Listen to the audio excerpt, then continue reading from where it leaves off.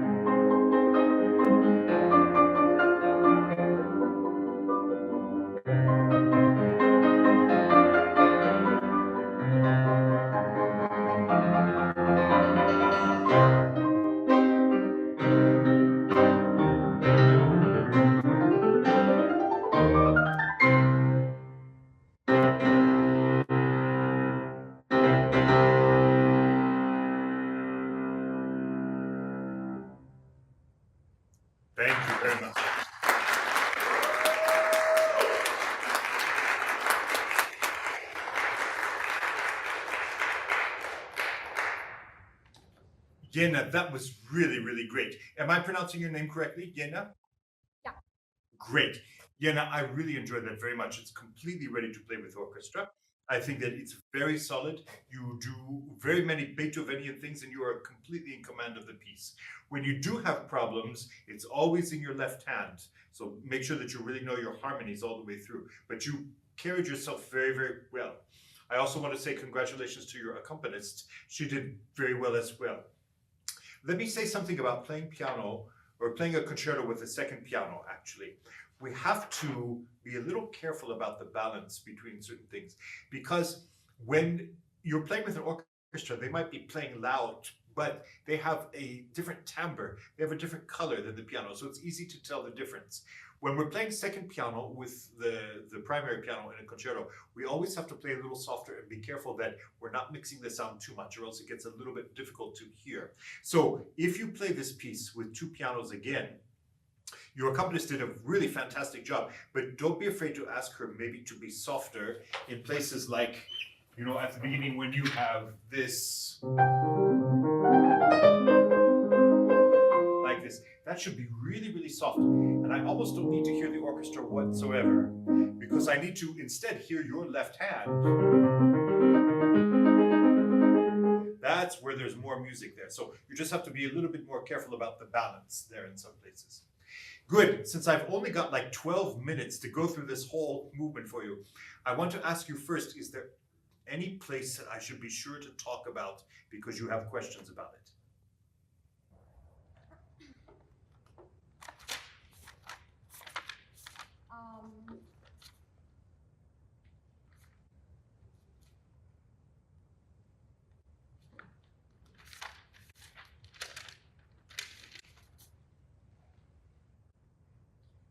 No particular place? I have some place like from measure 280. Can you play it for us so that we know what we're talking about? Yeah.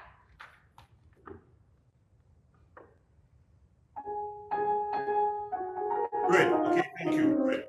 What is your question about that place? I've always thought this section is where the orchestra has melody. So, but then I didn't want to be like, it sounded like I don't really care about it, but I also want to be really considerate of this section, and I was wondering if you could give me some advice. Yes, absolutely. It is true that you don't want to be uncaring about this place, but you have to remember that this is a point in the concerto when you are accompanying. So it's not as important to hear every individual note that you're playing as much as it is to kind of feel the atmosphere that you're creating. And you said it's the orchestra that has the melody, but in fact, it's not the orchestra, it's single instruments. That when you start out, it's the clarinet, then the flute, that has this, and then. So it's really only one instrument that has the melody, which means that you have to be very, very soft here.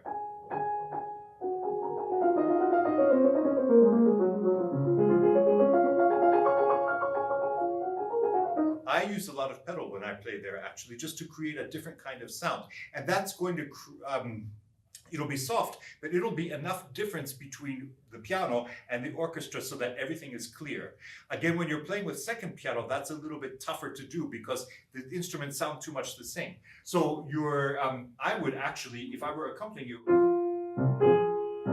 I might just play the bass and the top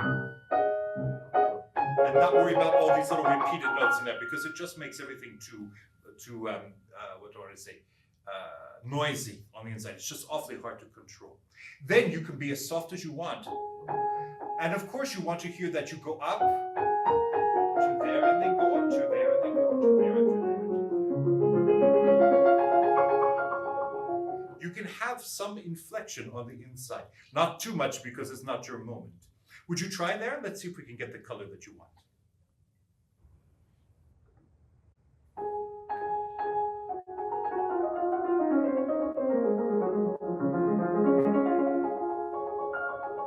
Good. Very good, Dina. Good. Now, one thing to remember is that the orchestra can't play as fast as you can. So you have, 60 instruments that are playing, and their rhythm is a little bit straighter and a little bit more steady. So when you're playing triplets, our triplets always want to run away, but we need to make sure they're very steady, especially here. From there to there.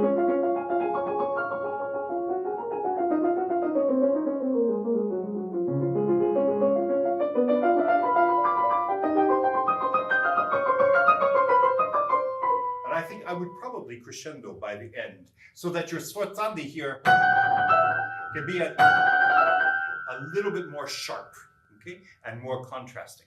But you must make sure that your triplets are very spread, as if you were playing a violin triplet instead of a piano triplet. Can you try once again?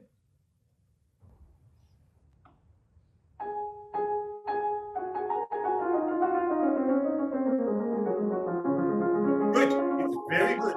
Yeah, it's very, very good, except for here. You have to hear the A flat, G flat, F. So take your time in that to just kind of gently yodel your way down to the D flat major. Can we try? Do you know how to yodel? Sorry? Do you know what yodeling is? Oh, you don't? It's a special kind of singing that they have in Europe, especially in the Alps, where they flip their voice like this. Beethoven knew yodeling for sure. I think that you just want to let it kind of take its time going down. Can we try?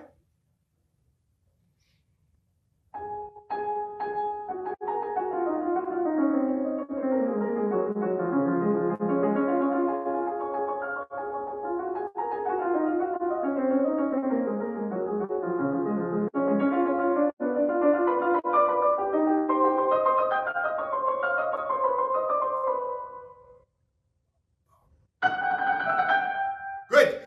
Very good, Jena. But I want you to make sure that you hear the F sharp resolve to the G. It should be very, very gentle. Then the whole thing actually is still within piano, as it were, but that can be just a little bit sharper with a nice release. Boy, your triplets were much better that time. It's one of the only places in the concerto where you can really relax. Okay. Now, since we talked about the character of those triplets, I want to talk to you about the character of your other triplets when you're playing. For instance, I find that you have great Beethoven character always in your 16ths. That was all great, okay? But when you start to have triplets in your left hand,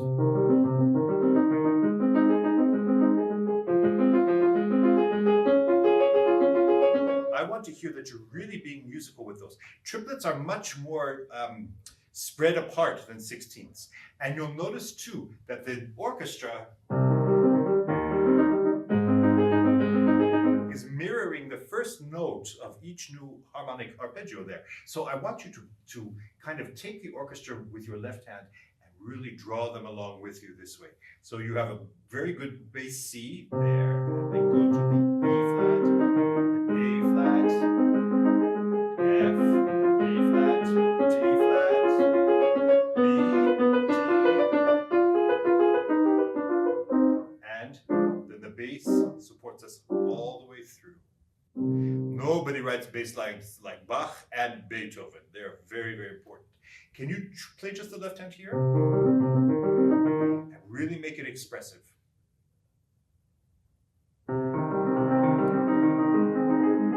It's not bad, It's not bad. It's not bad, but you kind of are a little bit flappy. Here. You don't really pay attention to the music in between the notes. You ought to learn how to yodel. I think that'll tell you how to play this. Okay, but this.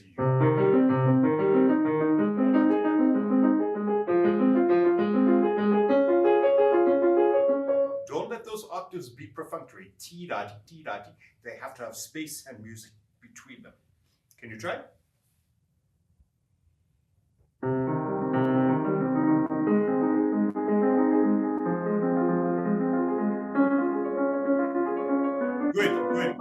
Good, good. You have some wrong notes there. Can you really read it and use note pedal?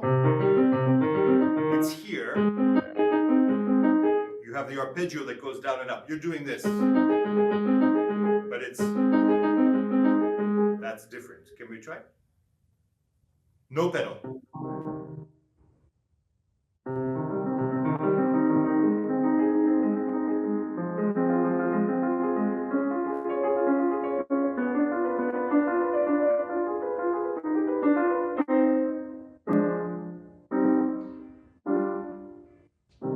Good.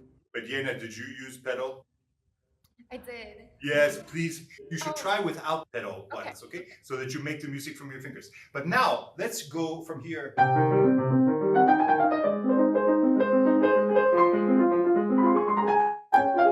And I want to hear that there's a big contrast between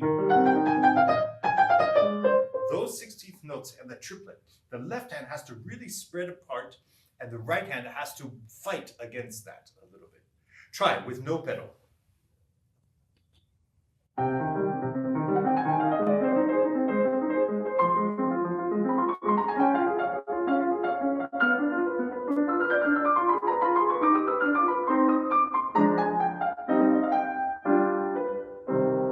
That's not bad. Which hand is the one that wants to run away? Sorry? Which hand is the one that wants to run away? Which Right hand hand. wants to go faster? Left hand. Actually, it's the right hand. Your right hand really wants to run in this. I want you to actually spend even more time this year. The left hand is what holds us back.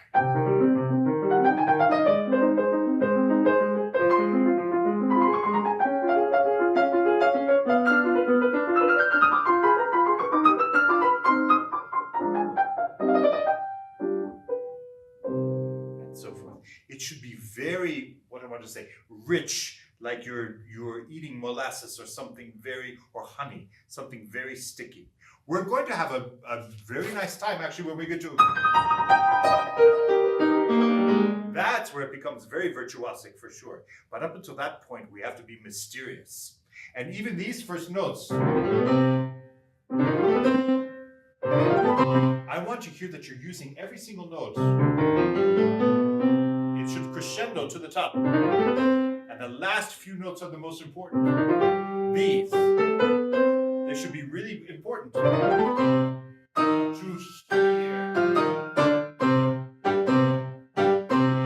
And the last C the most. So it's C and C and C. Let's start from the beginning once again.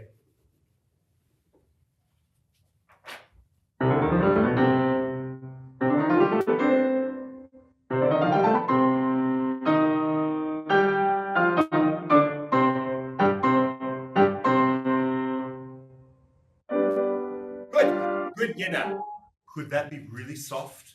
You see, Beethoven's middle name is contrast. And here we've had this great deal of forte. Then soft. And especially that chord has to be so painful. And then. And I want to hear that your left hand decrescendos, because this one, that crescendoed, then should decrescendo as a kind of answer. And then it's misterioso. It's like you're searching and the orchestra goes along with you. This.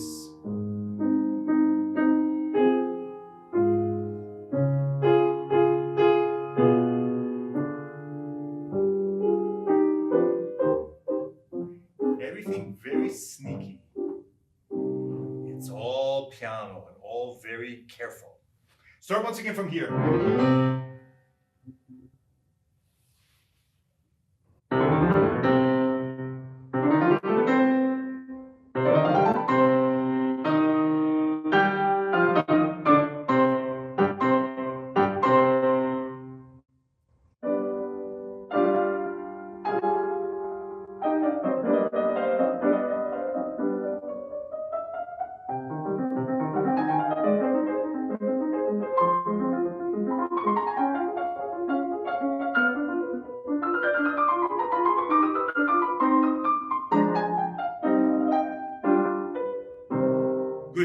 Yeah, that was much better. And thank you for being a good student and not using any pedal. I appreciate that.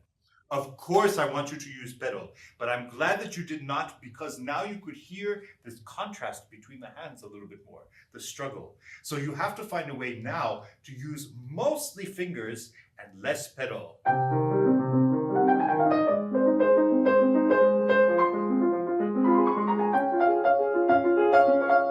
So just use some pedal for maybe the repeated notes. That's all you need, okay? Not too much. Now I have to stop in just a second, but anytime you have triplets, I would like you to think about how expressive they are. Look at the kind of transition theme that you have here. The left hand has triplets.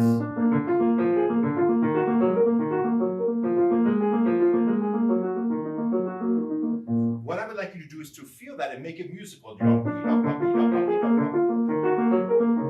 So you feel all of that distance, okay? Can you try that, just the left hand?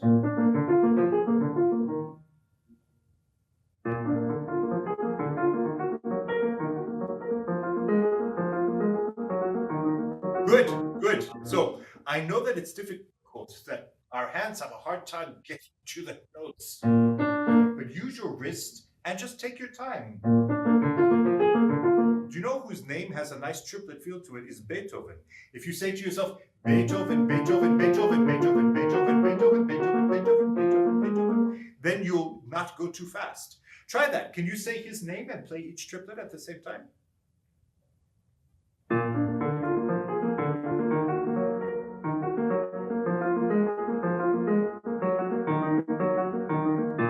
That's better. Good, good, good. Very good. Now, what I'm hearing from your left hand is be, be, be, be, be. But I want to hear Beethoven, Beethoven, Beethoven, Beethoven. Even the second note and the third note is important. Try once again and really stretch it out. Make it more important.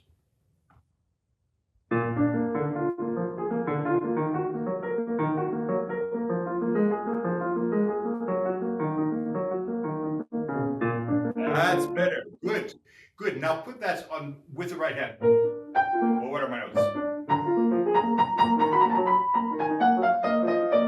And feel how the right hand and left hand are struggling. Right hand's in 2, left hand's in 3.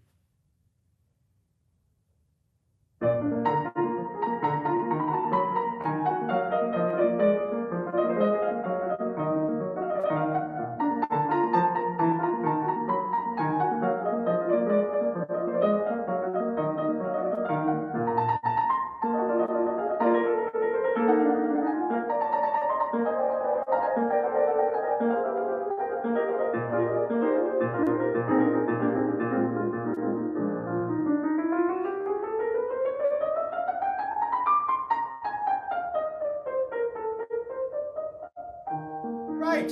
Very good. Good. Yenna, if you play as beautifully as you just did, you don't have to play too fast. This is just the first movement of the piece. It should be very maestoso in a way. I know it's allegro con brio from the beginning, right? Yes, allegro con brio. But still, I want to have a sense of majesty about it, okay? And part of that majesty comes from the struggle between the hands and the rhythms. I'll close by saying just 2 things. There were 2 things that I thought I would do a little bit differently than what you did. The first was when you have the triple trill at the end of the cadenza, and then I thought that you were a little bit too fast there with those things at the end. So just a little bit. I would be a little bit slower so that everything is kind of wrapping down, okay? Or ramping down. Then the other thing which I thought was too slow was the very end, this and. Those things I think should be more in time, because when you play with the orchestra, they don't like to guess where you're going to be. So when you have this 1, 2, 3, 4, 2, 3, 4. Maybe the very last one you can take a little bit of time on, but 2, 3, 4, ba-dum. How do you finger that in the right hand? Do you do 3, 2? Yeah. Okay, that's good. Then just make sure that it's like, I'm done, I'm done. Ta-dam, ba-dam, this way. Can you try for me?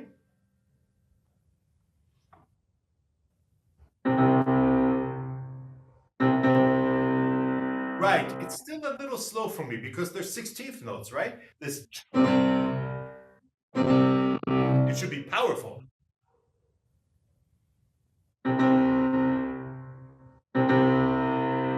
That's better, it seems to me. Yeah. Good. Thank you very much. It's good to hear you. You were so well prepared. Thank you. Thank you so much.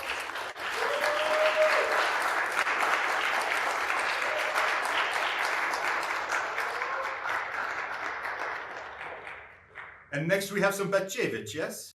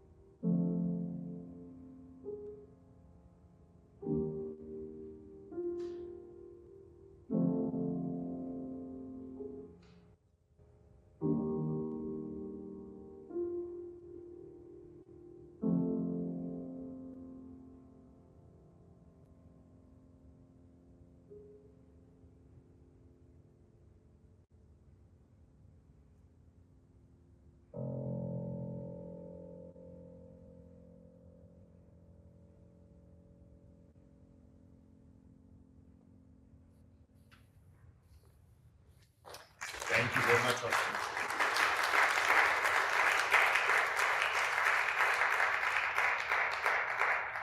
Thank you, Austin. You should always get up and bow when people are applauding. You acknowledge it. So, all right. Thank you very much for playing this really, really beautiful piece. I, well, I have taught this piece several times. I don't play it myself, but I have known a little bit about it. And I think you're playing this movement a little too slow. And the reason is, first of all, I was checking my metronome when you were playing, okay? And I think that you are misreading that it's 42 to the half note, not 42 to the quarter note, okay? So that's significantly faster than what you're playing at the moment. And If you do it faster, you don't lose the largo that she's asking for, because largo doesn't mean slow necessarily. Largo means broadly, okay? As if you are painting with a broad brush. If you look at, for instance, the Chopin Etude, Opus 10, number 3, the one that's this one. That also, the original tempo, no, I think it is marked largo, as it were, which just means broad in a sense. Lento means slow, Lento, okay? But this, if you are thinking,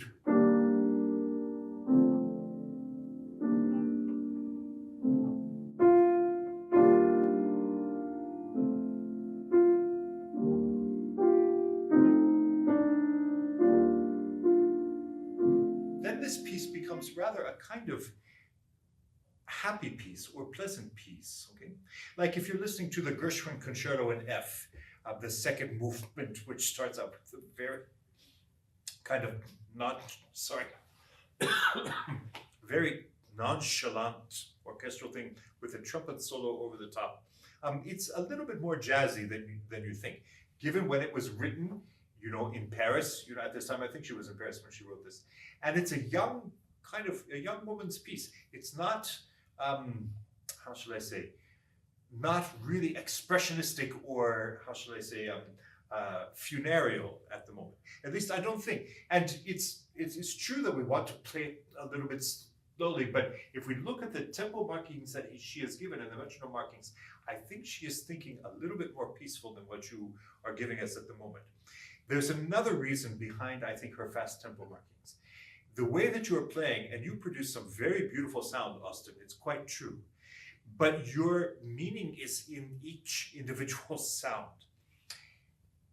But Bacevich is a very structural composer, the way she puts things together. If you analyze the first movement, last movement is a little bit more free, but the first movement, it's very tightly constructed. She's a smart woman, and the way she puts things together, when you play just for the meaning of each individual sound, then I don't feel structure. I don't feel phrase structure. I don't feel the form of the piece, as it were. All I get is a kind of expressionistic sound, which could mean anything, as I play, but I don't understand how it's strung together as a sentence. Am I making sense? Great. So what I'd like you to do is to try from the beginning. I'll check on my metronome again here. It's 42. That she says 1, 2, 1. So that really is 1. I would give you some grace. Could be a little slower. I also feel it a little bit slower, but still within the realm of this, as if you're saying Austin.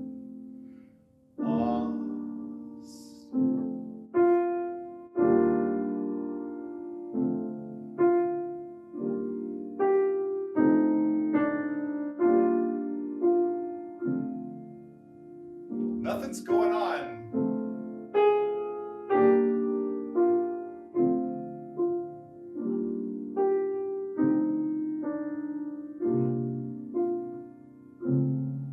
Just let me feel as if it's a very lazy accordion that's going in and out, or someone's sleeping very peacefully. In and out. Can we try?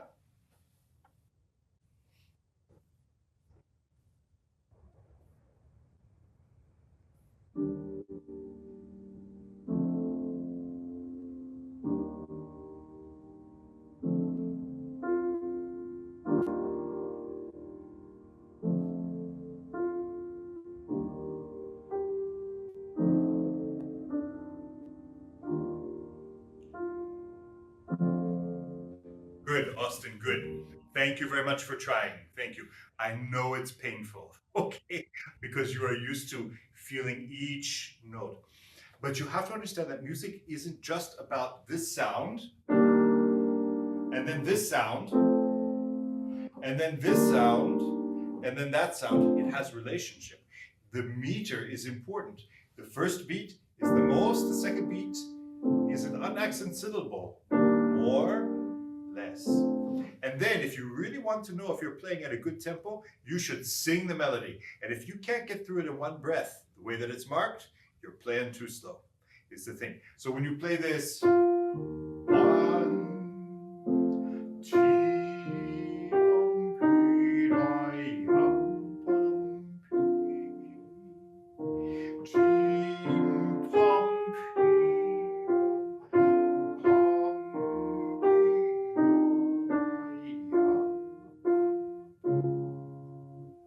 just let it be natural. Let it flow out. Can we try?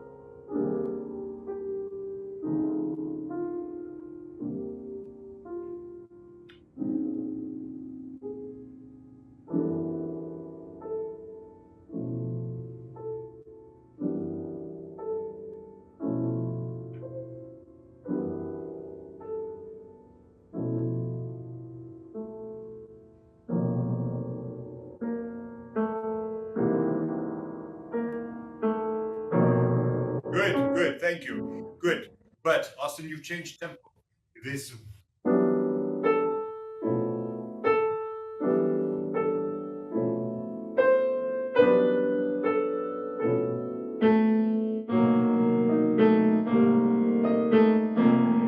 that's not negotiable. Okay, she doesn't say rallentando or anything like that. So you must keep your playing in time. Okay? So we have to be careful because when we're first learning a piece, sometimes we tend to, as we're sight reading, just kind of take whatever note and then we see whether eighth notes or quarter notes or something like that, and sort of match it to our own inner pulse, without realizing that sometimes we're changing tempo from quarter notes to eighth notes to half notes or to something like this. You have to really try to keep your rhythmic framework, your metric framework clear. Okay.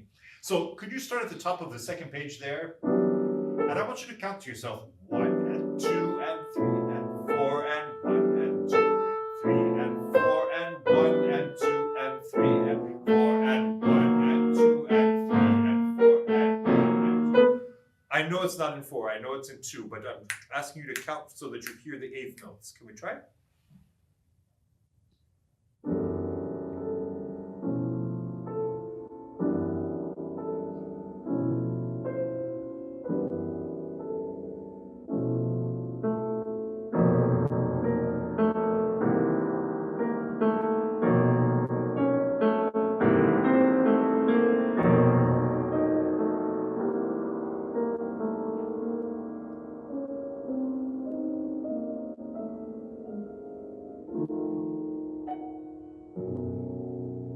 Good, okay, thank you. That's better, all right, in terms of the structure of things. Now, if you are playing like that, Austin, you see that we start slow, we start broad, and then we gradually heat up with certain harmonic motion. And the dissonances that we feel kind of push us forward harmonically until finally that harmonic momentum or that harmonic propulsion gets us into then we actually have some rhythmic propulsion as well. So that's the structure that she's thinking about. Something that is very steady, that becomes more inwardly propulsive, and then becomes rhythmically propulsive. If you change your tempo, if you're not fast enough and you kind of stretch everything out so that I don't see any contour, I don't understand her compositional structure. And that's kind of destroying half of her intelligence in a way. You know, she doesn't just put notes on a page and say, oh, that sounds good. She actually organizes them in a very scientific way, as it were. So that's our job as a performer. You know, we're free when we have something on the page, after we have tried exactly what is written on the page, to try to understand why it's there. We are free to make our own adjustments, to make it, how shall I say, more accessible, more palatable, more like it fits us a little bit better. In that we're free to do that for sure, but we have to make sure that it's still paying respect to what the structure is that the composer has asked us to do at that point. Make sense? Great. Okay. Now, I also would like you to check the tempo at the poco meno. She says quarter note to 66, which should be slower than what we were doing, because if you turn that into half notes, it'd be 33 to the half note, right? But let's see what 66 is, and I hope that you're going to be shocked. So that rhythm, well, I'm not sure I can sight read this. Let's see.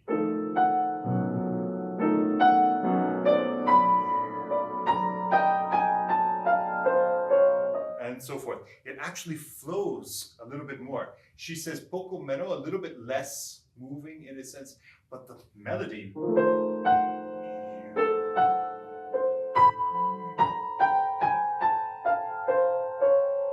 keeps going until we get to the molto retired, and then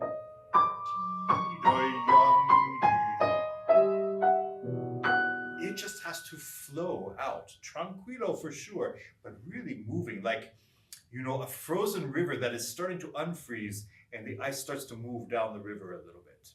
Can you start from the poco meno, please?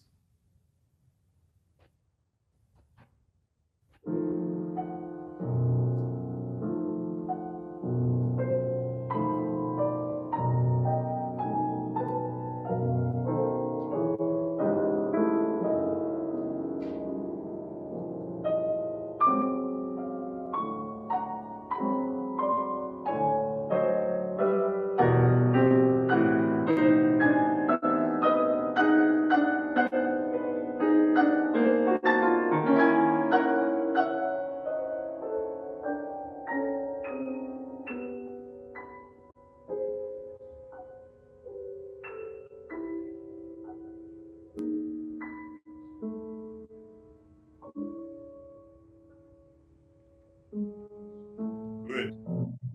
Very good. Good. Now, you've got this interesting left hand here, this.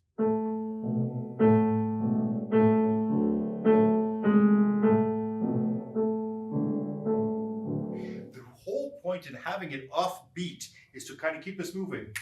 And. That's a one measure kind of motion or gesture there. So you have this. Two, there, two. I know I'm playing too loud, then.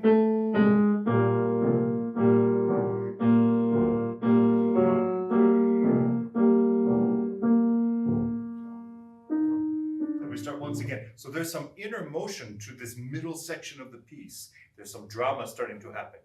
Can we go from there, please? The tempo.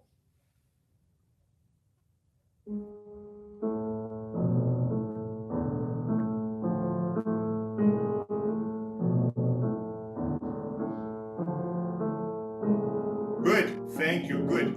Now I have to point out too that you're doing the exact opposite pedaling that she's written, okay?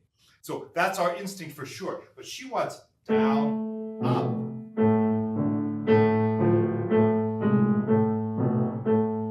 That's very, very difficult to do. As a matter of fact, I'm inclined actually not to do her pedaling, but not to use any pedal. Because it's clear that she wants this to be released, a kind of upward motion. That's why she writes the end of the pedal there. That's just hard to do.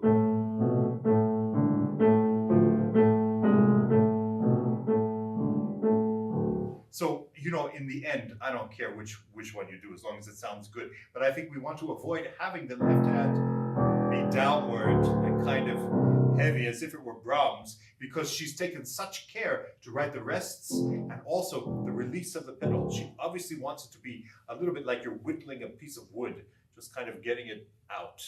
Can you try once again?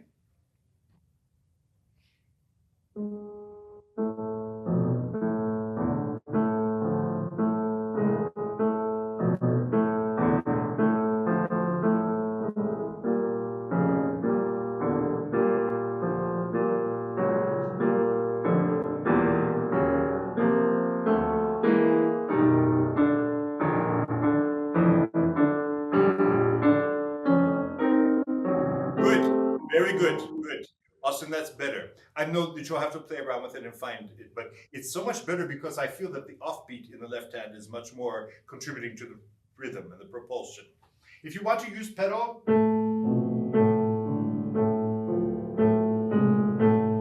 that's okay, I guess. I mean, if she were alive today, she might say, "No, I wrote it differently," but it's okay. So as long as the left hand feels that it's off the beat.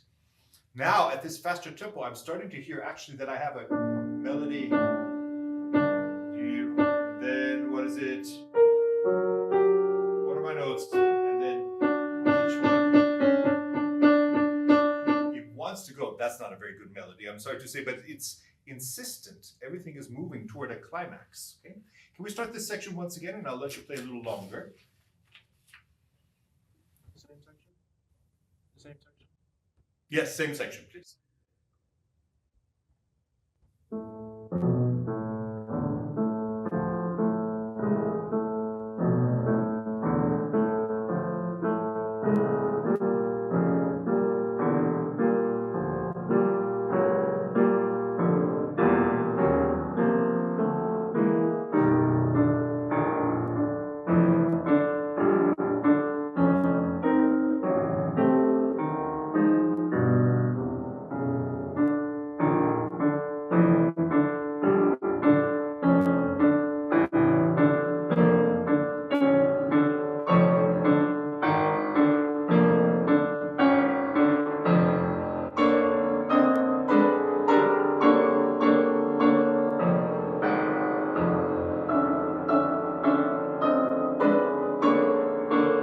Good. Very good. Very good, Austin. Okay. So now you've earned the right actually to play loud from all this. And do you know, for instance, the Bartok Sonata? Have you ever heard that piece? No? Sure. Take a listen to it. First of all, it's a very, very cool piece. But the second movement kind of shows this tradition from this part of the world, you know, Poland or Romania, Eastern Europe in this case. There's a kind of lamenting wail that happens. This is what this reminds me of here, this.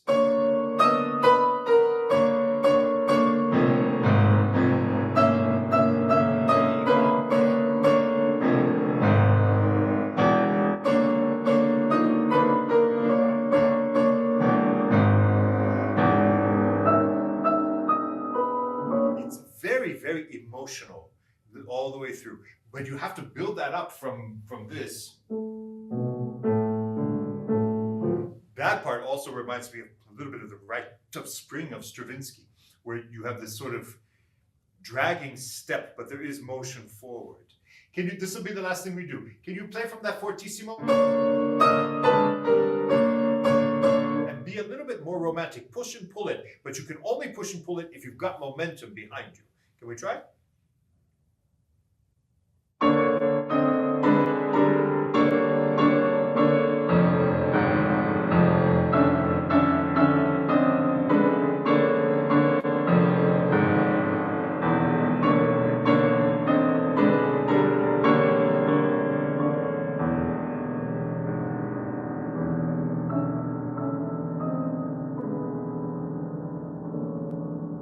That's not bad, Austin. That's not bad. Beware of treating every note as if they're equal. When we speak, we certainly don't speak with every syllable exactly the same as we go through. So here I would do.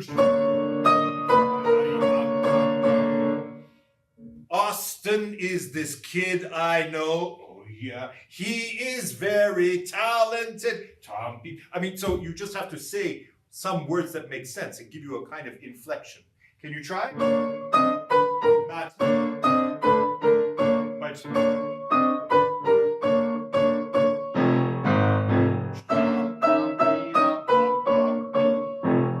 Really tell me something. Can we try?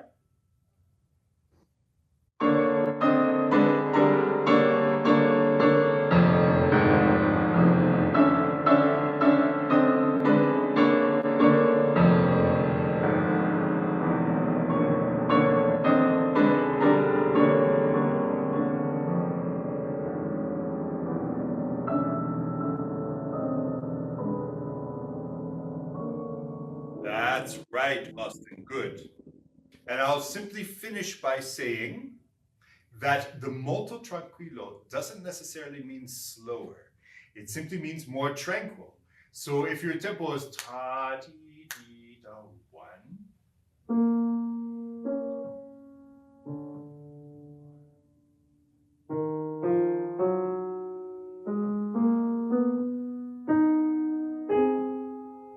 now I understand the fugue.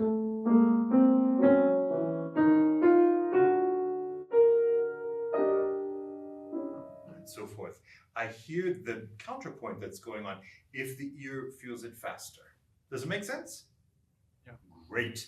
I'm so pleased that you're playing this piece, and I hope that you do the outer movements as well, because it's really a fabulous piece. So thanks for taking on it, for playing tonight. Thank you very much.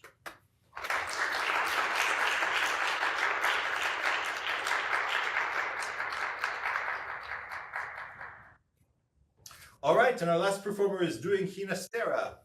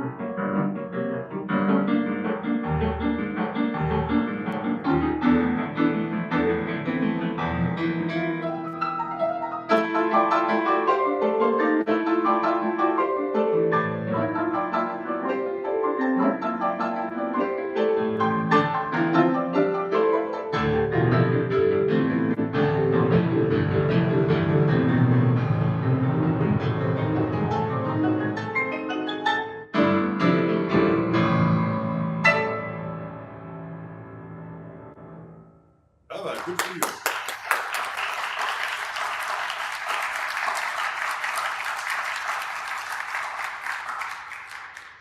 Brooklyn, thank you very, very much. It is Brooklyn, right? Is that Yes. Yes. Great. It's very, very good. I mean, you're taking care of lots of problems. I could hear it a little bit faster, but even if you don't play it faster, you're really very musical about it and have taken care of things with a lot of responsibility. I appreciate that. There is one thing that I have to correct. Can you look at the bottom of the second page where we've got the trill? There, okay? Play that note. You see that both hands are in the treble clef, right? Yes. Okay, would you play the note in the left hand? There, tell me the name of the note and play it. At the odd tempo? No, the measure before, the measure of the trill. Oh. Okay, that's right. So it doesn't, the right hand doesn't go up an octave. It's the same note. Got it. You know what I mean? Yes. Right, okay, so that's the one thing. Good, you're doing very, very well with this. Tell me what I can help you with. What is the problem that you would like me to help you solve? Well, I feel like the very first page, and then when it comes back in the recap, when I get nervous or have to perform it, it's just really sloppy and I can't nail the notes like I can when I'm in the practice room, for instance. Sure, yes, no, that's a big problem for all of us, as it were. When you get to the recap and it's so big and powerful, it's very effective if you hold back. So let's see, where are we? Well, just try it once again. You go from here. What is it? And so forth. So you want this team, all this stuff.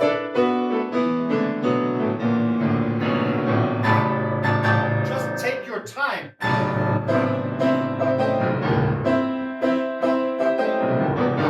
Since it's so big, it requires a little bit more space.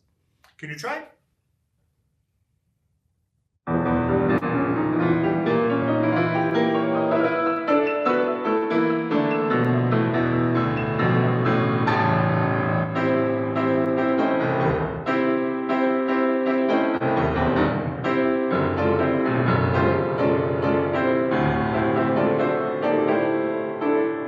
Good, Brooklyn, it's good. It's good. Let me give you two pieces of advice about this.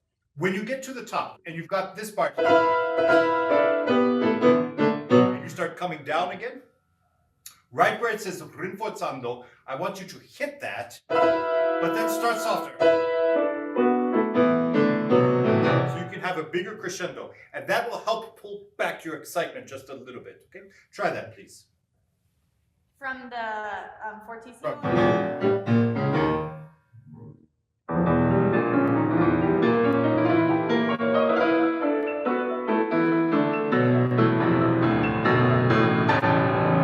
That's right, good. It helps you to control the sound a little bit better. Yeah. And then also the right hand, that can help with the crescendo that's going on too, okay? Now, the other thing is more for the whole piece. But I'm noticing that when you swing around, you don't actually follow through your swing. You kind of use your swing to get to a certain place, and then you stop. But we have to keep going. This releases and puts me to here.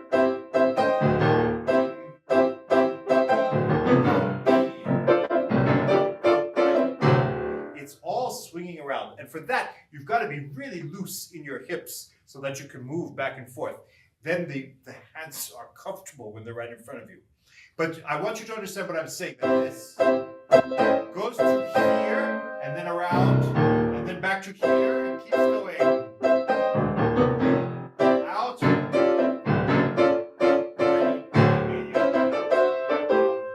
Nothing stops. It's always going. Can you try that very slowly? And even out of time if you want to. Just making sure that you're always, I don't know what that motion is. It's like when you're jumping rope, you keep the rope going always like this. Or if you are snapping a rope and the motion keeps going in the rope, it's got to go back and forth. Okay? Can we try it? Very, very slowly.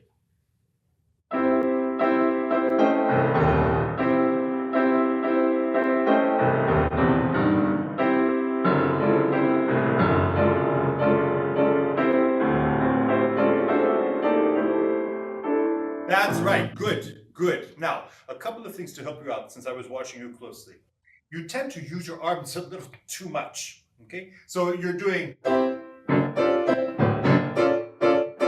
and I know that's probably a good thing because when you were practicing, you went slow and you tried to keep relaxed in your arms. That's very, very good.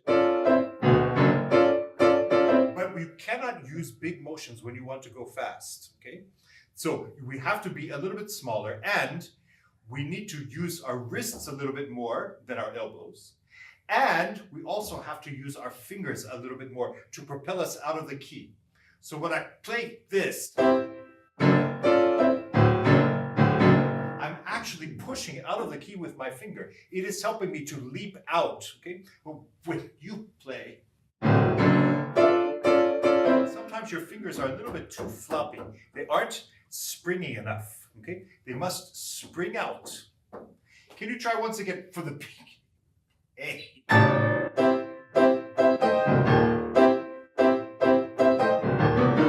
so forth. Just spring out. No pedal.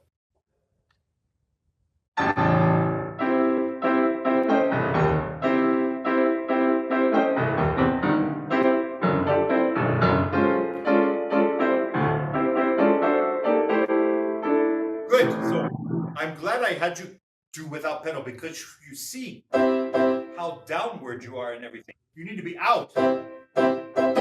I know that's a half note, but just get out of it.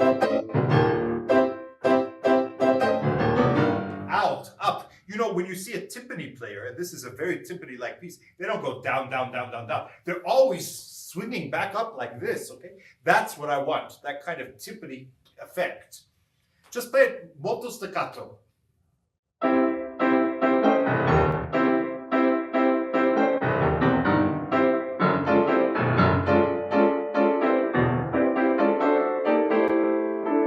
Already, Brooklyn, I see that was easier for you.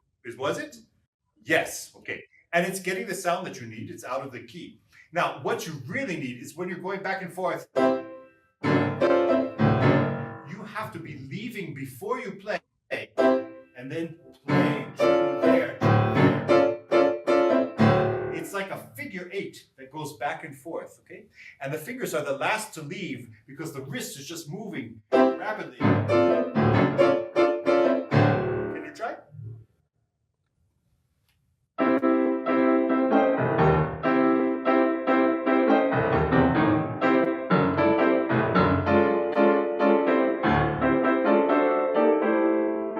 It's getting better. It's getting better. Now, the last part of the puzzle. Don't move your body so much, okay? It's too big of a lever, okay? It's too big of something that's moving. You should be sitting tall. There's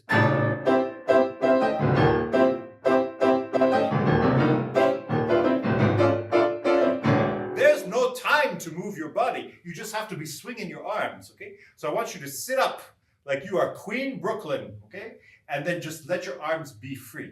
Yes, you can move your torso a little bit and be free in your hips for sure, okay? But the arms have to do their thing. That's the main point. Can we try? Without pedal still? Yep, without pedal, because I want you to be honest.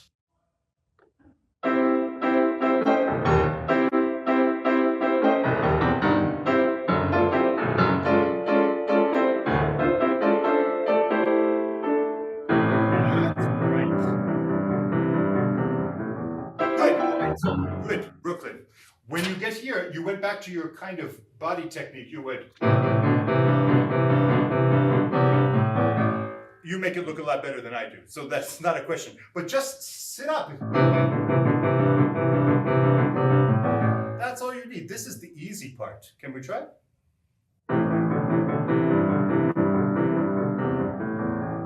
Good. And then try the next one.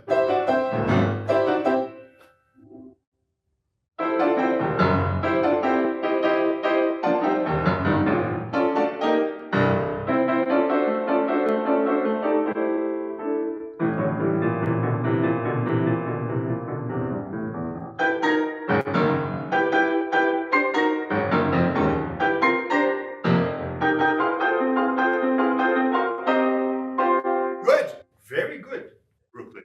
You're doing quite well. What I see is that you have practiced your notes really, really well. Now I need to ask you not to practice for notes, but to practice for motions, to practice for getting from place to place while holding yourself upright and not doing too much extraneous motion in what you're doing, okay?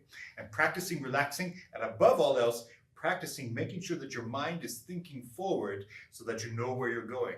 That's a lot to do. So when we are practicing slowly, what is it?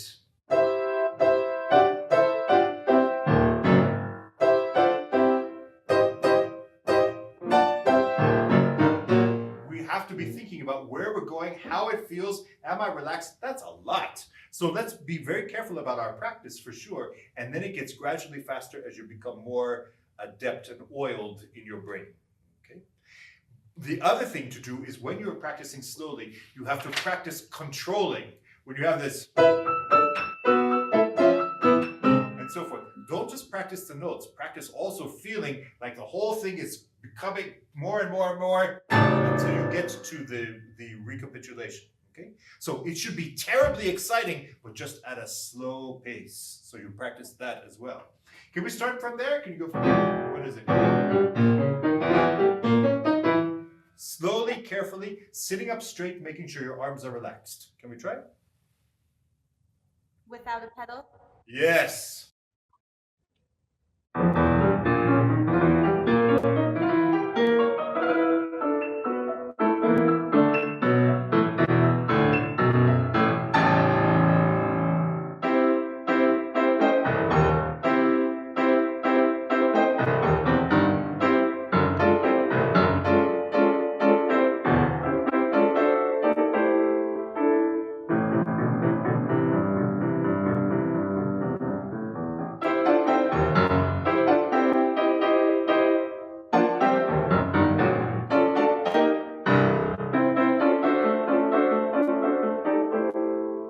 Good, good. This is very good practice for you, Brooklyn, because actually what I'm seeing now too is that you're not used to thinking very far ahead. You kind of think measure by measure. We're going too fast to be thinking that slowly. When you get to here,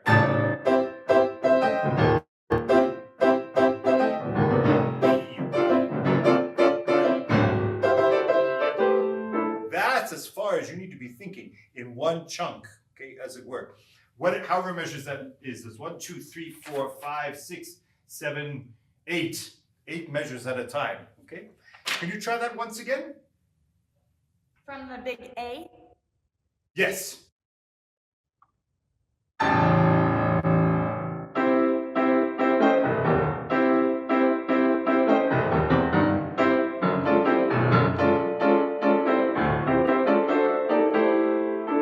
I want to point out, Brooklyn, that now that you had the big thinking, you completely did not miss any notes because you were thinking far ahead. Nothing took you by surprise. That could have been an accident, though. Try it once again. Let's see.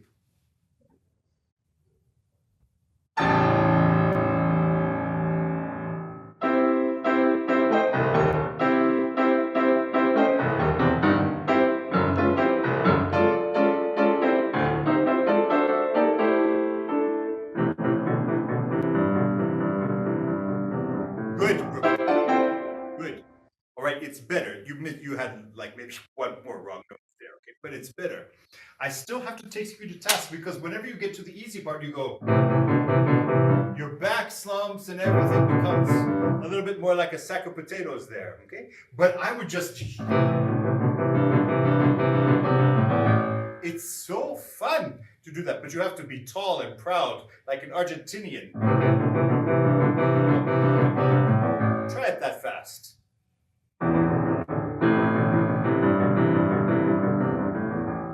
Good, now try this. Try that fast and sit up straight. Don't worry about it, just think far ahead. Without pedal? Without pedal.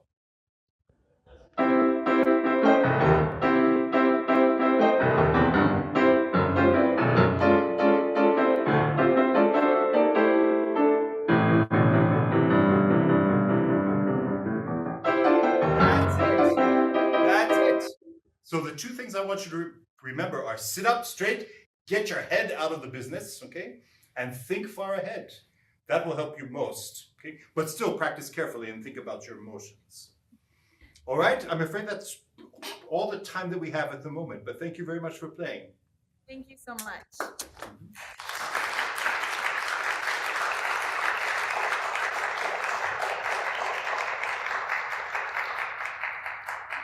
So does anyone have any questions or complaints that I can field?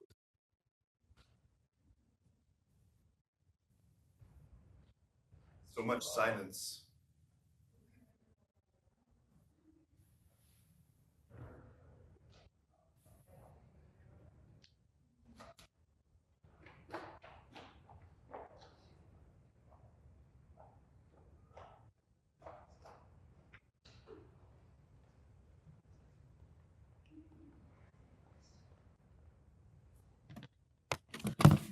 I'm gonna move you here. All right, thank you, yes. And if anybody wants to ask a question, I'm afraid you'll just need to have a microphone or something because it's difficult for me to hear.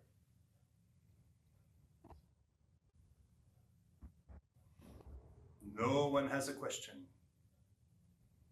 You all know everything.